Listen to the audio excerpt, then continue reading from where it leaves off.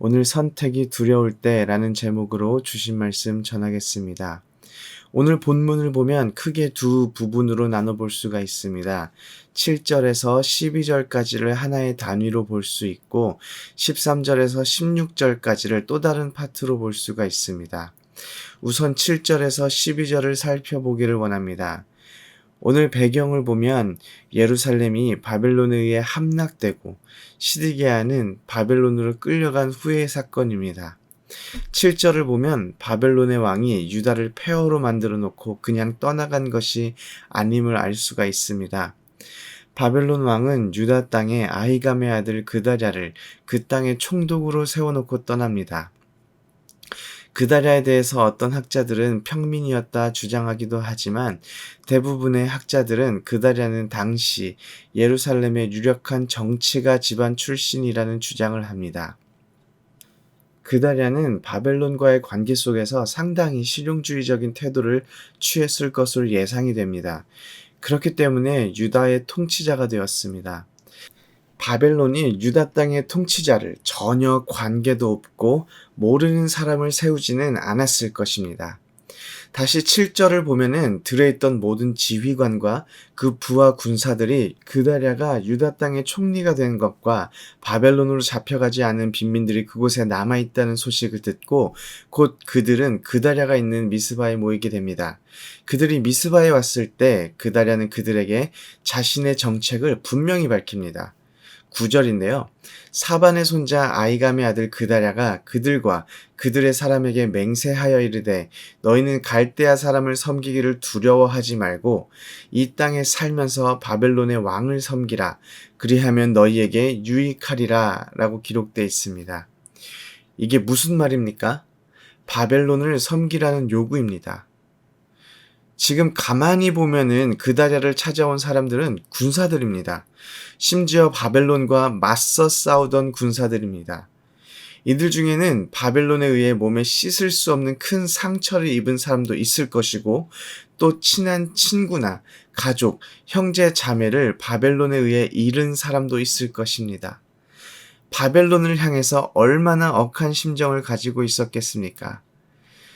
예전에 제가 유학생 시절에 운전면허증을 신청하려고 했을 때 DMV에서 저의 서류 중에 하나를 분실하는 바람에 며칠이면 나와야 하는 카드로 된 운전면허증 대신 3개월마다 갱신해야 하는 종이로 된 임시면허증을 1년 가까이 가지고 다녀야 했습니다.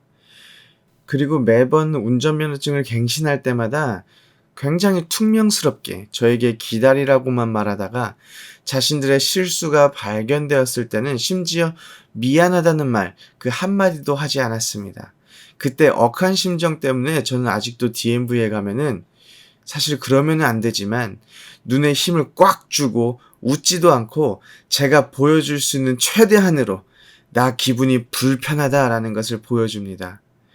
이렇게 불편한 일을 당한 것만으로도 아직 마음이 풀리지 않았는데 당시 바벨론을 맞서야 했던 유다 군사들은 그 마음의 상처와 분노와 억한 심정들이 아마 가득 차 있었을 것입니다. 그다랴가 그런 상황을 모르고 있었을까요? 저는 그렇지 않다고 생각합니다. 분명 그다랴가 이들이 어떤 마음을 가지고 있었는지, 바벨론을 향해서 어떤 상처를 가지고 있는지 다 알고 있었지만 그다랴는 그들을 받아주는 것을 보게 됩니다. 그리고 이어지는 내용들을 보면 왠지 유다 땅에 활기가 부는 듯한 기분이 듭니다. 예루살렘이 포위되어 먹을 것도 없이 힘든 시간을 보내야 했던 유다 백성들이 12절을 보면 그 모든 유다 사람이 쫓겨났던 각처에서 돌아와 유다 땅 미스바에 사는 그다랴에게 이름에 포도주와 여름 과일을 심히 많이 모으니라 라고 기록되어 있습니다. 난세에 영웅이 나온다라는 말이 있지요. 바벨론이 임명한 유다 총독은 정치적으로나 경제적으로나 아주 험난하고 힘겨운 시기에 상당한 지도력을 보여주고 있는 아주 유능한 인물로 보여줍니다. 이렇게만 본다면 유다 공동체가 현명하고 유능한 지도자를 중심으로 그들이 직면한 어려움을 모두 넘기고 이제는 비록 바벨론의 지배하에 있지만 번영의 시대로 들어가는 것처럼 보여집니다. 예레미야 40장 12절에서 예레미야서가 끝난다면 참으로 좋을 법해 보입니다. 예레미야 40장 12절에서 해피엔딩으로 끝나고 나서 그리고 어려운 예레미야 묵상도 함께 끝나고 비교적 이해하기 쉬운 성경으로 넘어가면 참 좋겠지만 그렇지가 않습니다. 왜냐하면 13절부터 갑자기 묘한 분위기로 방향이 바뀌기 시작하기 때문입니다. 가레아의 아들 요하난과 들어있던 모든 군 지휘관들이 그다랴에 가서 느다냐의 아들 이스마엘이 암몬 자손의 왕 바알리스의 사주를 받아 너의 생명을 빼앗으려 한다는 경고를 합니다. 14절을 보면 암몬 자손의 왕 바알리스가 내 생명을 빼앗으려 하여 느다냐의 아들 이스마엘을 보낸 줄을 내가 아느냐라고 합니다. 바꿔 말하면 그다랴가 이 사실에 대하여 아는지 모르는지 알 수는 없지만 요하난과 모든 군 지휘관들은 이미 이 사실에 대해서 이스마엘의 계획에 대해서 다 알고 있다라는 의미입니다. 그런데 그다랴는 그들의 말을 믿지 않습니다. 그러자 이번엔 요하난이 말만 하면 쥐도 새도 모르게 이스마엘을 자신이 죽이고 오겠다고 말을 합니다. 왜냐하면 그다랴의 지도 아래서 유다 백성들이 모여서 이제 겨우 사람 사는 것처럼 살게 되었는데 그다랴가 죽게 된다면 유다의 남은 백성들이 또다시 어려움을 경험하게 되는 것은 불보듯 뻔한 일이 되기 때문입니다. 그런데 이번에도 그다랴는 이스마엘에 대한 말이 사실이 아니다라고 말하면서 요하난의 제안을 거절해버립니다. 오늘 본문에는 나오지 않았지만 결과적으로 그다랴는 이스마엘에 의해 목숨을 잃게 됩니다. 어떤 사람들은 그다랴의 모습을 보면서 어리석고 분별할 줄을 모른다고 말하기도 합니다. 그런데 오히려 그다랴가 이런 반응을 보인 타당한 이유가 있다고 학자들이 이해합니다.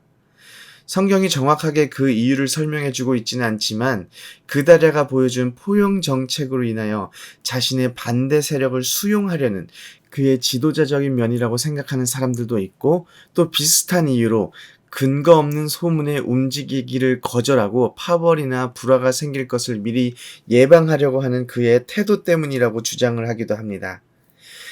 당시 지도자로서 나름 스스로 현명한 답을 찾았다고 생각할 수도 있겠지만 그 결과로 인해서 그는 어리석은 자가 되었습니다. 저는 한편으로 이렇게도 생각해 봅니다. 우리가 살아가다 보면 수많은 선택을 내려야 합니다. 어떤 선택은 당시에 현명하다 생각될 수 있지만 곧 최악의 선택이었음이 드러날 수도 있고 또 어떤 선택은 별로 좋지 못한 선택이라 생각했는데 오히려 좋은 선택으로 드러날 수 있습니다. 다들 이런 비슷한 경험을 하고 있지 않습니까? 그런 삶을 사는 우리가 한치 앞을 알 수 없는 우리가 과연 그다랴의 선택을 보면서 어리석고 분별할 줄 모른다고 말할 수가 있을까요?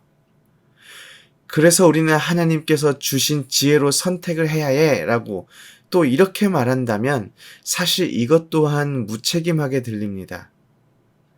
내가 만든 선택이, 내가 한 선택이 하나님께서 주신 지혜로 선택한 것인지 아닌지를 우리가 어떻게 알 수가 있습니까? 이쯤 되면 우리가 우리의 인생에서 선택을 내려야 하는 모든 순간들이 두려움으로 다가옵니다. 그런데 저는 오늘 말씀을 통해서 우리가 정말로 중요하게 생각해야 하는 것은 매 순간 우리가 선택을 해야 할 때마다 완벽한 선택, 실수가 없는 선택, 올바른 선택을 내리는 것이 중요한 것이 아니라는 생각을 하게 됩니다. 우리가 정말 중요하게 생각해야 하는 것은 우리가 정말로 우리의 삶을 하나님의 손에 올려드리고 있고 우리가 우리의 삶의 주인이 우리가 아니라 예수 그리스도임을 인정하고 있다면 우리가 어떠한 선택을 내리고 어떠한 실수를 하든지 간에 하나님께서 성령님을 통하여 우리의 삶을 놓아버리거나 버리지 않으신다라는 사실을 깨닫고 믿는 것입니다. 우리가 살아가는 삶 속에서 하나님께서 우리의 삶을 버리시지 않으시고 또 그 가운데 역사하시고 우리와 함께 인도하고 계심을 온전히 믿는 우리 모든 성도님들이 되시기를 소원합니다. 아멘.